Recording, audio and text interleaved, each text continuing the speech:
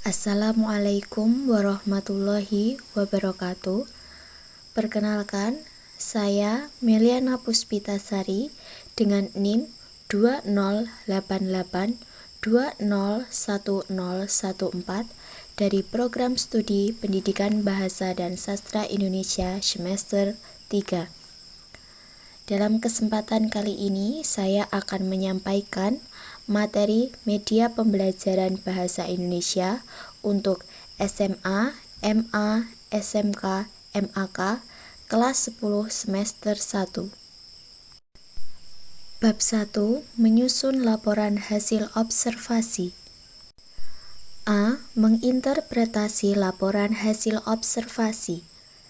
Arti kata interpretasi menurut Kamus Besar Bahasa Indonesia adalah pemberian kesan, pendapat, atau pandangan teoritis terhadap sesuatu. Pencapaian interpretasi yang optimal tergantung pada kecermatan atau ketajaman penafsir. Karena bahasa merupakan media tanpa batas, setiap pembaca akan memiliki interpretasi yang berbeda terhadap teks laporan hasil observasi. Kegiatan interpretasi lebih memfokuskan dan memprioritaskan pada pengkajian bagian-bagian yang ada dalam sebuah teks laporan hasil observasi. Teks laporan hasil observasi atau report berisi penjabaran umum mengenai sesuatu yang didasarkan pada hasil kegiatan observasi. Kegiatan observasi merupakan kegiatan pengumpulan data atau informasi melalui pengamatan langsung atau peninjauan secara cermat di lapangan atau lokasi pengamatan. Kegiatan ini dilakukan untuk memperoleh informasi tentang tingkah laku, keadaan, kondisi, atau situasi dari objek yang diteliti. Kemudian, peneliti mencatat setiap keadaan dengan teliti. Sebelum observasi dilakukan, peneliti atau observer menetapkan terlebih dahulu aspek-aspek yang akan diobservasi. Pada saat melakukan kegiatan observasi, seorang pengamat perlu memperhatikan aspek-aspek berikut. Pertama, menguasai topik. Kedua, memahami secara jelas tujuan observasi. Ketiga, membatasi permasalahan observasi secara tegas. Keempat, mencatat setiap permasalahan dengan runtut, terperinci, dan terarah. Langkah-langkah dalam melakukan kegiatan observasi sebagai berikut. 1. Menentukan letak atau tempat observasi dilakukan. 2. Menentukan objek atau orang yang akan diobservasi. 3. Mengetahui dengan jelas dan pasti data yang diperlukan pada saat observasi. 4. Menentukan cara mencatat hasil observasi. Setelah melakukan kegiatan pengamatan atau observasi secara sistematik dan berdasarkan fakta, kemudian teks laporan hasil observasi dapat disajikan dalam bentuk teks tertulis dan teks lisan. B. Merevisi isi teks laporan hasil observasi. Teks laporan hasil observasi disusun berdasarkan struktur pernyataan umum atau klarifikasi, deskripsi bagian, dan deskripsi manfaat. Pernyataan umum berisi pembuka atau pengantar yang akan disampaikan. Bagian ini berisi hal umum tentang objek yang akan dikaji, menjelaskan secara garis besar pemahaman tentang hal tersebut. Penjelasan detail mengenai objek atau bagian-bagiannya terdapat pada deskripsi bagian. Deskripsi manfaat menunjukkan bahwa setiap objek yang diamati memiliki manfaat atau fungsi dalam kehidupan. Pada saat membaca teks laporan hasil observasi, mungkin menemukan bagian-bagian informasi yang tidak lengkap. Kita dapat mengetahuinya dengan cara menganalisis struktur teksnya.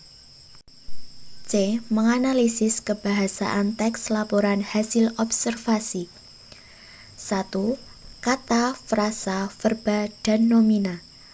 Kata atau frasa atau Kelompok kata yang dominan dipakai dalam laporan hasil observasi adalah verba atau kata kerja dan nomina atau kata benda. Kata adalah satuan bahasa terkecil yang bersifat bebas. Frasa adalah gabungan dari beberapa unsur tetapi tidak melebihi batas fungsi. Artinya, sekalipun terdiri atas beberapa unsur, tetapi hanya memiliki satu fungsi dalam sebuah kalimat. Selain itu, frasa merupakan kelompok kata yang non-predikatif atau tidak menduduki subjek dan predikat. 2. Afiksasi. Dalam kegiatan berbahasa, kata yang digunakan dapat berupa kata dasar atau kata bentukan. Kata dasar adalah kata yang belum mendapat imbuhan, pemajmukan, atau pengulangan. Kata bentukan adalah kata yang telah mendapat imbuhan atau afiksasi, pengulangan atau reduplikasi, dan pemajmukan ketika digunakan. 3. Kalimat definisi dan kalimat deskripsi. Setelah mengidentifikasikan verba, kita akan menemukan beberapa verba yang digunakan untuk mendefinisikan dan mendeskripsikan objek. A. Kalimat definisi. Kalimat definisi adalah kalimat yang menjelaskan dengan definisi atau makna dari suatu hal. Kalimat ini menggunakan verba definisi. Contohnya, The Topeng adalah salah satu tempat wisata yang terletak di Kota Batu, Jawa Timur. B. Kalimat deskripsi. Kalimat deskripsi adalah kalimat yang menggambarkan suatu objek dengan menunjukkan segala aspek yang terkait. Kalimat ini menggunakan verba deskripsi. Contohnya, mereka mengenakan pakaian yang berwarna putih dengan ikat kepala putih serta membawa golok. 4. Kalimat simpleks dan kalimat kompleks. A. Kalimat simpleks.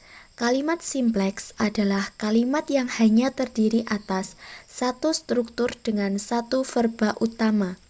Contohnya, di pangkalan itu pemulung mencoba mengais rezeki. B. Kalimat kompleks. Kalimat kompleks adalah kalimat yang terdiri atas lebih dari satu aksi, peristiwa, atau keadaan, sehingga mempunyai lebih dari satu struktur. Struktur yang satu dan struktur yang lainnya biasanya dihubungkan oleh konjungsi. Akan tetapi, sering pula hubungan itu hanya ditunjukkan oleh tanda koma atau tanda titik, bahkan tidak ditunjukkan oleh tanda baca apapun. Kalimat kompleks dibagi menjadi dua jenis, yaitu A. Kalimat kompleks parataktik. Kalimat kompleks yang terdiri atas dua struktur atau lebih yang dinyatakan dengan hubungan konjungtif sejajar dengan makna. Konjungsi yang digunakan seperti dan, tetapi, dan atau. Contohnya, Nadia dan bayi Maya terpaksa hidup di pinggir jalan Semarang, Jawa Tengah. B. Kalimat kompleks hipotaktik. Kalimat kompleks yang dapat dinyatakan dengan hubungan konjungtif tidak sejajar dengan makna. Konjungsi yang digunakan seperti apabila, karena, ketika, jadi, sebelum itu, setelah itu, dan meskipun. Contohnya, proses pengangkutan sampah tidak cepat selesai karena petugas kebersihan harus membersihkan sampah di pangkalan terlebih dahulu. D. Mengonstruksi teks laporan. A. Melengkapi gagasan pokok dengan gagasan penjelas. Pada setiap paragraf terdapat gagasan pokok dan gagasan penjelas. Mengembangkan teks dimulai dengan menuliskan gagasan-gagasan pokok terlebih dahulu. Setiap gagasan pokok dikembangkan menjadi satu paragraf. B. Menyusun teks laporan hasil observasi. Setelah mengembangkan gagasan pokok menjadi paragraf, selanjutnya kita akan menyusun teks laporan hasil observasi. Teks laporan hasil observasi ditulis setelah kita selesai melakukan kegiatan observasi. teks laporan hasil observasi disajikan dan disampaikan menggunakan bahasa Indonesia yang efektif dan komunikatif agar dapat dipahami dan dianalisis oleh orang lain. Menyusun teks laporan hasil observasi pada prinsipnya menyusun kembali hasil pengamatan dan penelitian secara sistematik berdasarkan fakta. Fakta yang dilaporkan merupakan tanggung jawab si pelapor. Adapun berikut langkah-langkah yang perlu diperhatikan saat menyusun teks laporan hasil observasi. 1. Menentukan topik masalah yang akan diamati atau diteliti. 2. Merencanakan cara menyelesaikan masalah. 3. Melakukan pengamatan sesuai dengan masalah yang ditentukan. 4. Meneliti ulang hasil pengamatan. 5. Membuat kerangka laporan hasil observasi. 6. Menyusun laporan hasil observasi. Dan ketujuh, membenahi laporan. Bab kedua, mengembangkan pendapat dalam eksposisi. A. Menginterpretasi makna dalam eksposisi. 1. Pengertian teks eksposisi. Kata eksposisi memiliki beberapa pengertian. Kata eksposisi sendiri berasal dari bahasa Latin exposition yang berarti memberitahukan, memaparkan, menjelaskan, atau menguraikan. Eksposisi merupakan paparan yang bertujuan memberitahu atau menerangkan sesuatu. Menurut Kamus Besar Bahasa Indonesia, eksposisi berarti uraian atau paparan yang bertujuan menjelaskan maksud dan tujuan dari karangan. Eksposisi ditulis dalam paragraf, berarti paragraf tersebut bertujuan memberitahu, menjelaskan, memaparkan, atau menerangkan sesuatu kepada pendengar. 2. Ciri-ciri teks eksposisi.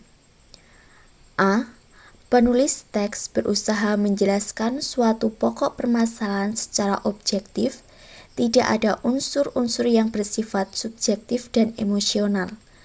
Penulis sama sekali tidak berusaha membangkitkan emosi pembaca. B. Gaya penulisan bersifat informatif. Penulis menguraikan objek dengan jelas sehingga pembaca memahami maksud dari teks eksposisi.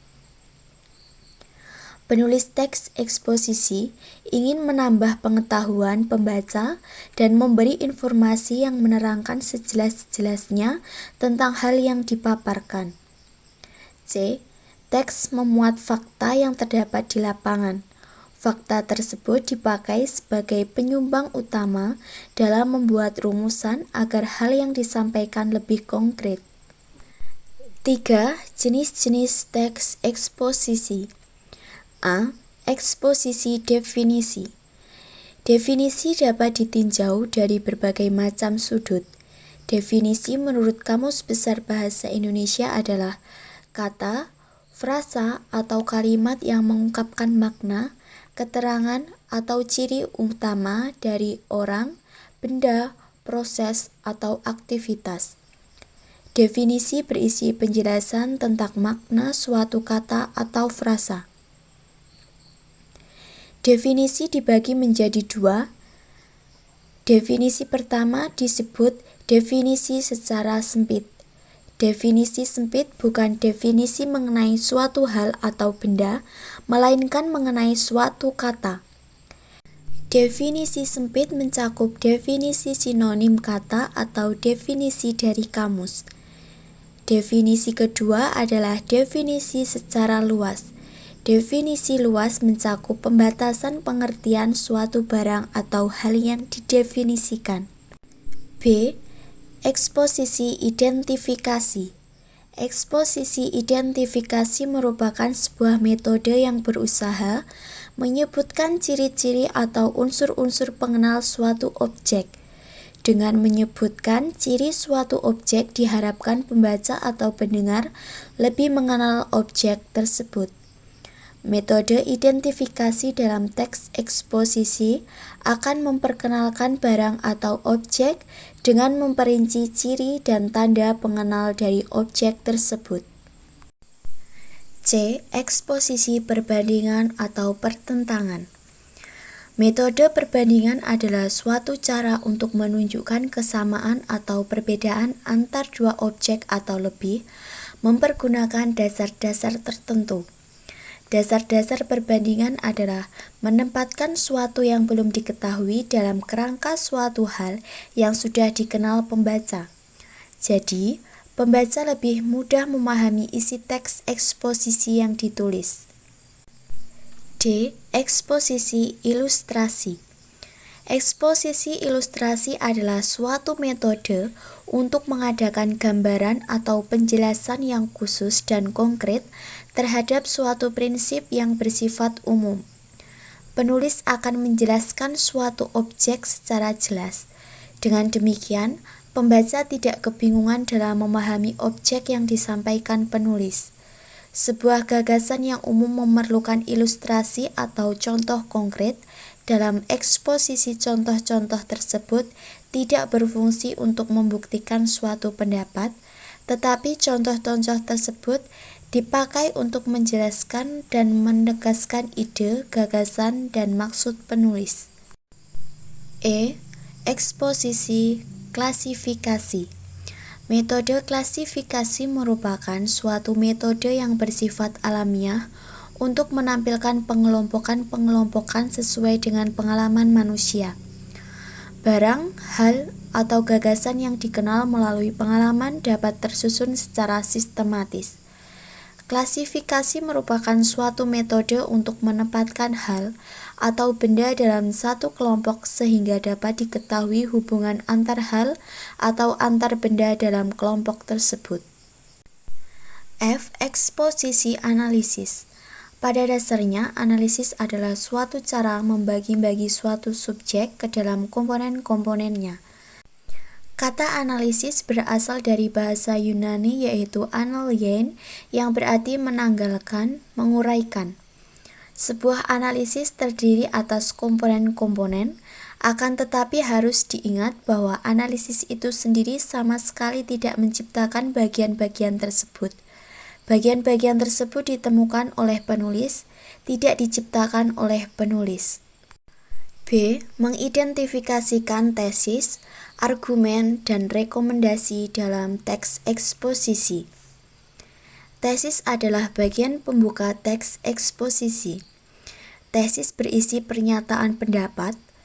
Pendapat dalam tesis merupakan gagasan-gagasan pokok dari suatu teks eksposisi. Gagasan pokok tersebut dapat dikembangkan dengan beberapa argumen penjelas. Teks eksposisi berisi paparan yang disampaikan kepada pembaca atau pendengar. Salah satu cara menyampaikan paparan kepada pendengar adalah dengan berpidato. Pidato adalah kegiatan berbicara di depan khalayak orang untuk menyampaikan gagasan, ide, ataupun pendapatnya di depan orang lain secara lisan. Pada pidato terdapat paparan yang berupa argumentasi dan rekomendasi. Argumentasi berisi pendapat yang dikemukakan dalam pidato, sedangkan rekomendasi merupakan kesimpulan yang disampaikan dalam pidato tersebut. C. Mengembangkan isi teks eksposisi. Suatu teks eksposisi dikembangkan dari pernyataan pendapat yang terdapat pada tesis. Tesis tersebut kemudian dikuatkan dengan pendapat yang terdapat pada bagian argumen. Setiap paragraf dalam teks eksposisi pasti mempunyai ide pokok. Ide pokok setiap paragraf kemudian dikembangkan dengan gagasan-gagasan penjelas. Ide pokok biasanya terdapat pada kalimat utama pada setiap paragraf. D. Menelaah struktur dan kebahasaan teks eksposisi. Pada umumnya, struktur teks eksposisi dibagi menjadi 3 bagian, yaitu 1. Tesis. Tesis berisi pendapat atau opini yang menjadi pokok pembicaraan dalam suatu teks eksposisi. 2. Argumentasi. Argumentasi merupakan isi dari teks eksposisi. Argumentasi menjelaskan pokok permasalahan yang dibicarakan dalam suatu teks eksposisi. 3. Penegasan ulang. Penegasan ulang berisi penegasan kembali dari paragraf sebelumnya yang merupakan bagian dari penutup.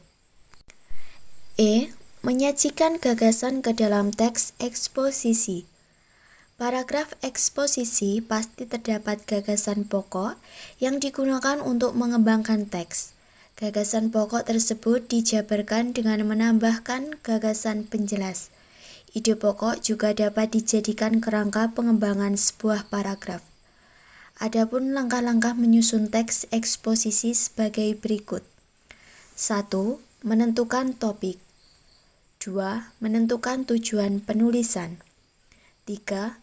Membuat kerangka teks. Kerangka teks dapat dibuat dengan merumuskan ide pokok. 4. Mengembangkan ide pokok dengan kalimat penjelas yang sesuai. 5. Menuliskan teks eksposisi secara padu sesuai struktur teks eksposisi. Bab 3. Menyampaikan ide melalui anekdot. A. Mengkritik teks anekdot dari aspek makna tersirat. 1. Pengertian anekdot. Anekdot adalah cerita singkat, lucu, konyol, dan mengesankan tentang tokoh dan peristiwa tertentu. Pada mulanya, anekdot menceritakan tokoh-tokoh terkenal dari berbagai bidang seperti politik, sosial, dan agama. Selain itu, anekdot menceritakan peristiwa nyata dan kehidupan sehari-hari. Namun, sekarang anekdot juga digunakan untuk menceritakan tokoh dan peristiwa fiktif.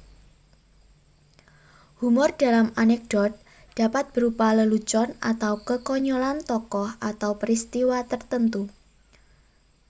Humor terjadi karena keberadaan penyimpangan-penyimpangan dalam anekdot.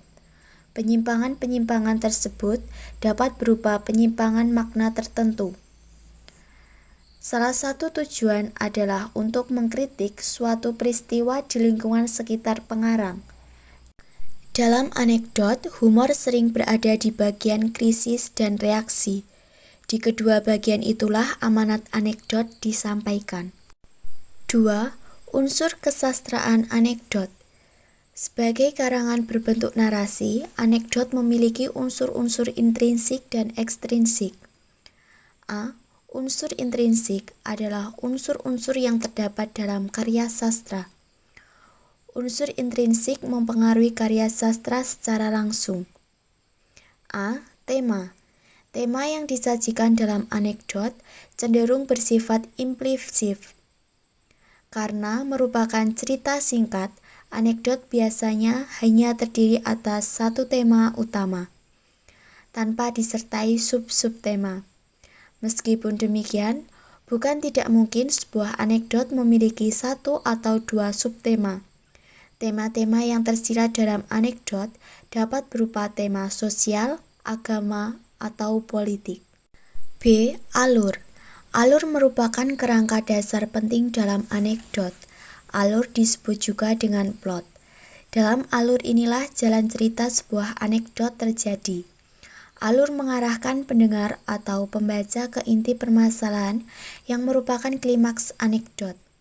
Di klimaks inilah pesan anekdot tersampaikan secara tersirat. Klimaks merupakan puncak konflik yang dibangun dalam alur anekdot. Bentuk konflik itu beragam, misalnya konflik melawan alam, konflik antar manusia, dan konflik batin. Dalam anekdot, konflik dipadukan dengan humor. Berdasarkan urutan waktunya, alur dibagi menjadi 3, yaitu alur maju, alur mundur, dan alur campuran.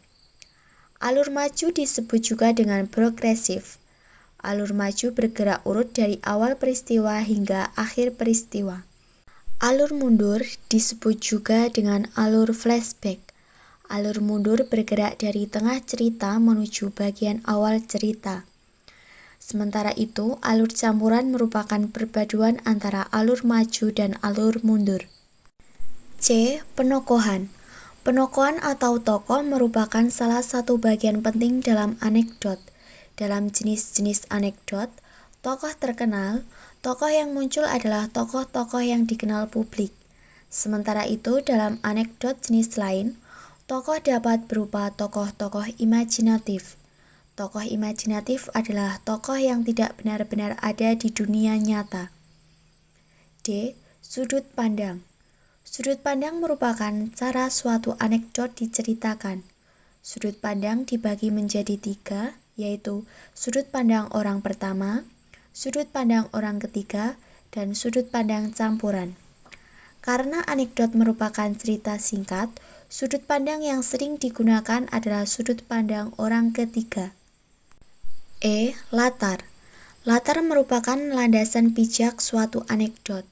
Latar dapat berupa tempat, waktu, ataupun suasana lingkungan sosial budaya.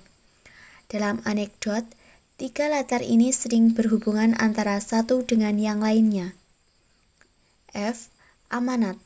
Amanat anekdot muncul secara implisit dalam tema. Amanat ini semakin tampak jelas pada bagian klimaks. Meskipun demikian, tidak mudah untuk menebak amanat suatu anekdot. Akan tetapi, jika anekdot disampaikan secara lisan, misalnya dalam sebuah ceramah, biasanya pembicara akan menyampaikan amanat anekdot tersebut. B. Unsur ekstrinsik. Sementara itu, unsur ekstrinsik adalah unsur-unsur di luar karya sastra. Unsur ekstrinsik ini mempengaruhi karya sastra secara tidak langsung. Unsur ekstrinsik ini misalnya kondisi sosial budaya masyarakat setempat. Baik, sekian yang dapat saya sampaikan. Ada kurang lebihnya saya mohon maaf. Semoga bermanfaat. Wassalamualaikum warahmatullahi wabarakatuh.